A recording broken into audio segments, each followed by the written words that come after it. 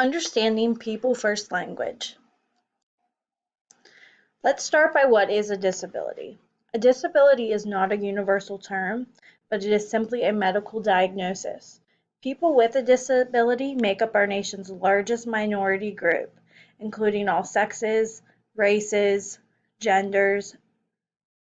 Over 50 million people report having a disability in just the United States. This is about 1 in 5 Americans. People first language.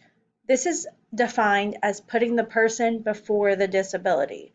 This also involves not using slang terms like retard or idiot as a form of insult to another person. When possible, using the clinical name to describe the disability or disorder. Here are a few examples of using people first language. Say the person with the disability, not the disabled or handicapped person. Person with Down syndrome, not mongoloid. He or she has a developmental delay, not he or she is developmentally delayed. She or he has autism or has a diagnosis of autism, not he or she is autistic. She or he has schizophrenia, not he or she is crazy. And lastly, person without disabilities, not person who is normal or healthy.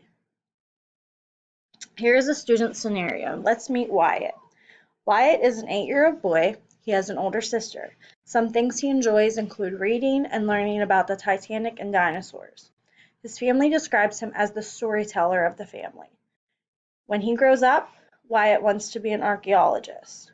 Wyatt has a mental health diagnosis. Many benefits come of people first language, but here are a few. You avoid the negative stereotype that giving a label or addressing the disability. You allow for high expectations of value of that person, and it allows for equality, respect, and high manners. Disabilities. It's important to remember the potential that every person has, even if they do have a disability. Disabilities are just part of that person. That is not who the person is. The person always should come before the disability. The only time the actual descriptor of the disability should be used is during medical meetings, IEP meetings, or other such.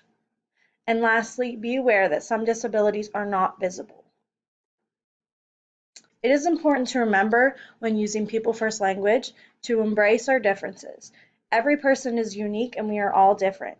There are no people the same or life would be so boring. And here are my references. Thank you.